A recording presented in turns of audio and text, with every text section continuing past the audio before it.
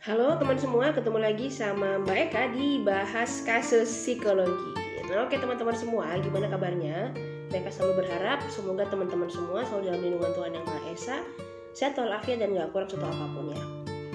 Nah oke teman-teman, pada kesempatan kali ini Mbak Eka mau bahas tentang kasus anak yang sudah Mbak Eka tangani ya. Nah, adapun tema yang mau Mbak Eka bahas pada kesempatan kali ini adalah bahaya pola pemikiran orang tua yang sering menitipkan anaknya ke daycare. Nah, kalau teman-teman semua merasa tertarik atau merasa wah butuh info nih tentang dampak-dampak psikologis terutama ya bagi anak yang terlalu sering atau terlalu banyak dititipkan ke daycare, teman-teman bisa simak sampai selesai sehingga apa? Teman-teman bisa mengantisipasi hal-hal yang seharusnya tidak perlu terjadi atau dampak-dampak negatif yang muncul itu bisa diminimalisir teman-teman. Nah oke baik, kalau pembahasan ini dirasa menarik silahkan simak sampai selesai dan sangat mereka sarankan ya teman-teman untuk nyimak dulu deh minimal sampai dapat poinnya ya teman-teman. Jadi jangan sampai komennya salah sambung karena mereka juga takut nih nanti pemahaman teman-teman juga jadi setengah-setengah dan malah menyampaikan lagi misalnya ke orang lain jadi nggak tepat apa yang harus kita sampaikan teman-teman. Nah teman-teman semua, mari kita simak ya. Mereka akan menjelaskan kasus apa yang terjadi dan bagaimana solusinya teman-teman ya. Oke, segera kita mulai. Baik teman-teman semua, seperti biasa identitasnya kita rahasiakan ya untuk menjaga kode etik. Nah anak ini adalah seorang laki-laki pada saat datang atau dibawa ke Mbak Eka itu berumur 6,5 tahun teman-teman. Jadi udah TK besar ya, TK 0 besar maksudnya. Nah kemudian Mbak Eka cek nih ya riwayatnya dia gimana ketika pertama kali masuk sekolah sampai masalah-masalah apa aja yang muncul. Nah ternyata anak ini sudah 2 kali pindah TK. Jadi TK yang pertama itu anak ini memang disekolahkan di TK bilingual ya. Lagi-lagi ini karena ambisi orang tua, kepengen anaknya bisa multi bahasa, jadi bisa memahami beberapa bahasa. Nah itu nggak salah ya. Nah yang kedua, ketika anaknya sudah mulai bermasalah nih di TK yang pertama tadi, TK yang bilingual, akhirnya dengan berbagai alasan anak ini dibawalah dipindahkan ke TK berbasis agama yang notabene dia kepengen anak ini biar lebih mandiri serta lebih punya sopan santun teman-teman ya. Nah dari 2 permasalahan ini atau 2 alasan anak ini dipindahkan, ini kalau kita ngelihat secara normal aja itu sudah hal-hal yang mencurigakan ya dalam tanda petik. Kenapa kok sampai bisa yang pertama udah ambisi banget, terus yang kedua tiba-tiba dia pengen anaknya dipindahin karena pengen belajar sopan santun. Nah oke, akhirnya karena orang tua si anak ini sangat tertutup dan mengatakan bahwa anak ini nggak apa-apa, dia di sini sudah baik di sekolah yang baru maksudnya ya, sudah sehat, sudah oke, sudah lebih mau merespon dan lain sebagainya. Tapi menurut guru-guru yang mengampu di kelas anak ini belum maksimal perkembangannya, bahkan cenderung terlambat jika dibanding dengan anak-anak seusianya.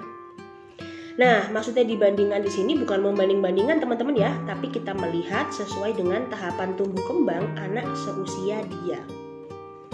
Nah oke, kemudian pada suatu ketika nih mereka ketemu sama eyangnya. Jadi eyangnya diundang mau ya, kebetulan eyangnya mau diundang dan disinilah kunci dari permasalahan sebenarnya baru terbuka teman-teman.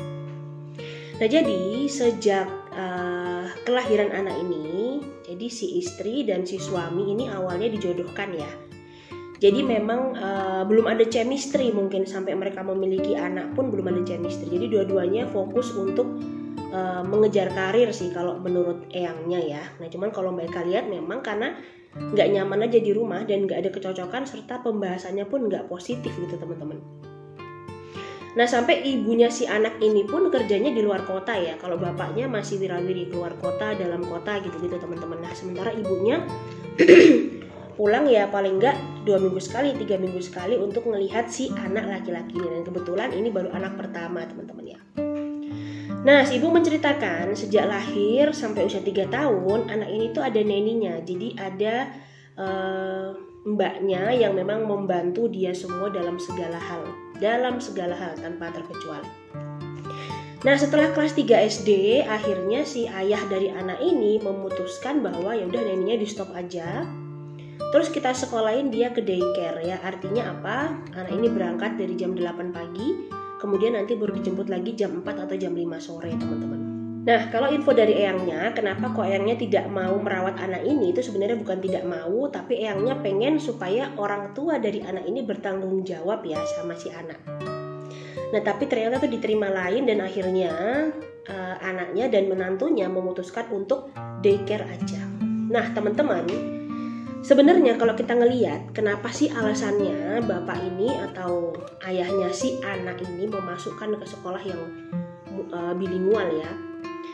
Si bapak pengen anaknya memang bisa menguasai beberapa bahasa. Namun yang paling utama, bapak ini mencari daycare yang bisa menjaga anak-anak sampai sebelum maghrib, jadi sebelum jam 6 sore ya. Jadi memang anaknya akan ditinggal di situ seharian full ya. Nanti setelah ayahnya selesai berkegiatan atau selesai bekerja baru dijemput. Dan gak jarang jemputnya pun ya setelah Mbak Eka cross check nih ke sekolah lama itu bisa mendekati Isya teman-teman. Jadi tinggallah anak ini dengan security-nya aja. Jadi kebayang ya, anak kecil umur 3 tahun dijemputnya sudah lewat, bahkan sampai teman-temannya udah habis, gurunya udah pada pulang, tinggal dia sama security doang. Nah gimana ya kita ngebayanginnya, gimana dia kesepian, dia ketakutan, dia harus berusaha untuk menangani itu sendiri ya. Sementara kalau anak ini dijemput sama eyangnya, pasti bapaknya akan ngamuk, akan marah-marah. Nah jadi memang gak ada pilihan. Nah maka di sekolah yang pertama atau di TK yang pertama itu perilakunya buruk teman-teman si anak ini ya, dianggap oleh guru-guru. Karena apa? Sering marah ya, kemudian sering menyendiri, belum bisa ngomong secara jelas. Jadi kalau anak-anak lain ngomong itu dia cuma diem aja marah. Terus kalau apa-apa tuh narik barang-barang itu dengan sangat kenceng gitu ya. Nah sebenarnya ini kalau kita lihat dirunut ke belakang bisa dipahami kenapa perilaku ini terjadi. Nah tapi kan tidak semua orang tua murid dan tidak semua guru-guru bisa mengerti hal ini meskipun sudah dibantu untuk dijelaskan kondisi si anak. Nah maka setelah konflik di sekolah yang lama dipindahkanlah anak ini ke TK yang baru teman-teman. Baik, nah akhirnya anak ini keluar dari sekolah dengan kondisi nggak baik-baik aja teman-teman ya dari sekolah yang pertama. Tidak ada penjelasan apapun, tiba-tiba dia dipindahkan dan harus berganti seragam ke sekolah yang baru. Nah di sekolah yang baru ini teman-teman, gurunya itu ada 2-3 orang dalam satu kelas. Nah akhirnya anak ini lumayan kenotis ya, lumayan kelihatan dan lumayan tertangani. Akhirnya dia mulai belajar ngomong, mulai belajar sopan santun, mulai belajar antri, dan sekarang bahasa yang digunakan pun adalah bahasa Indonesia teman-teman ya. Jadi bukan lagi ke sekolah bilingual, karena ternyata setelah si orang tua ini konsultasi sekolah bilingual, anak-anak yang masuk ke sekolah bilingual tapi orang tuanya di rumah tidak menggunakan bahasa yang sama dengan anak, si bapak ini baru memahami anaknya mengalami kesulitan dalam memproses informasi teman-teman. Nah maka dimasukkanlah dia ke sekolah yang baru, dan di sekolah yang baru inilah dilaporkan kondisi anak. Nah cuman apa yang terjadi, meskipun si anak ini sudah menunjukkan banyak perubahan, tapi ternyata secara emosional dia semakin memberontak, semakin suka mukul ya, kemudian semakin secara emosional tuh buang tasnya orang, kemudian buang sepatu orang, terus ke anak-anak yang lebih kecil juga lebih jahat gitu anak ini menurut gurunya ya. Nah kemudian kita cek lah, kita lihat dan segala macem. Ternyata teman-teman, karena di sekolah yang baru ini maksudnya cuma Senin sampai Jumat ya, dan full day-nya atau daycare-nya pun hanya Senin sampai Jumat, maka ternyata hari Sabtu Minggu si bapak dari anak ini itu mencarikan full day atau daycare yang lain. Jadi teman-teman kebayang ya, ternyata sejak umur 3 tahun anak ini tuh sudah full day dari Senin sampai Minggu, dari jam 8 pagi sampai jam 5 sore. Nah kalaupun pulang itu udah capek, dan bapaknya memang sengaja cari sekolah yang aktivitasnya banyak, jadi udah capek tidur, besok pagi begitu lagi. Jadi kita bisa ngebayangin ya betapa jenuhnya si anak, gak dapat kasih sayang orang tua, terus tahu-tahu di lingkungan sosial dia dilabel sebagai anak yang nakal, anak yang jahat, dan orang tuanya gak peduli. Nah teman-teman semua, kemudian selang beberapa waktu akhirnya eyangnya ini sakit ya, jadi gak bisa lagi untuk ngurusin si anak ini. Dan sementara orang tuanya tetap kekeh bahwa anak ini harus di daycare kan terus ya, padahal perilakunya nih semakin memburuk, Memburuk maksudnya gimana? Secara psikososial dan lingkungan sosialnya nggak oke ya.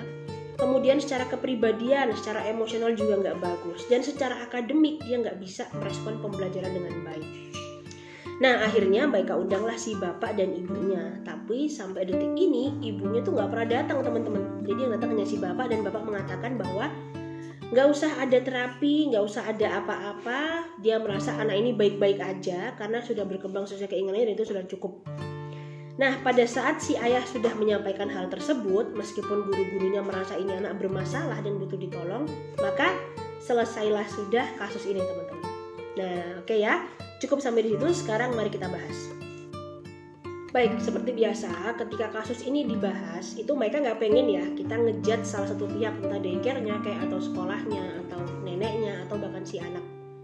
Enggak, sama sekali bukan seperti itu. Ini adalah murni pembelajaran yang bisa kita jadikan untuk mawas diri teman-teman. Nah dalam situasi seperti ini tentu teman-teman sudah lihat ya, yang jadi dampak atau yang terdampak itu adalah si anak. Bahkan dia sampai mengalami kesulitan berkomunikasi dua arah ya, atau ada gangguan berbahasa.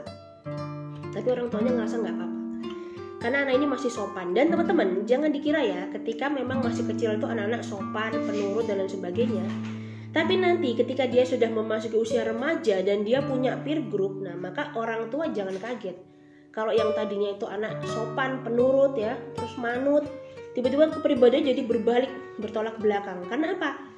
Dia ngerasa punya kesamaan teman-teman di luar sana, dan dia juga ngerasa punya power yang lebih kuat untuk berani menyuarakan permasalahan di dalam dirinya. Nah, dalam kasus ini teman-teman, mereka bukan mau menyalahkan masalah anak dititip di daycare atau di full day ya, sama sekali enggak. Karena terkadang daycare atau full day itu jadi solusi utama ketimbang anak ini memiliki banyak pola asuh dalam satu keluarganya. Nah tapi nggak bisa dipungkiri kalau daycare-nya pun pindah-pindah seperti yang dialami anak ini. Nah ini maka bisa kita katakan ada masalah baru yang akan timbul. Karena apa? Satu daycare berbeda ya pola asuh yang diterapkan, berbeda materi yang diterapkan, berbeda juga penanganan yang diterapkan. Jadi si anak ini bingung, aku nih harus ikut yang mana? Ya ditambah lagi anak juga jadi punya kecemasan karena harus dipindah ke tempat yang satu, dipindah ke tempat yang lain, dipindah.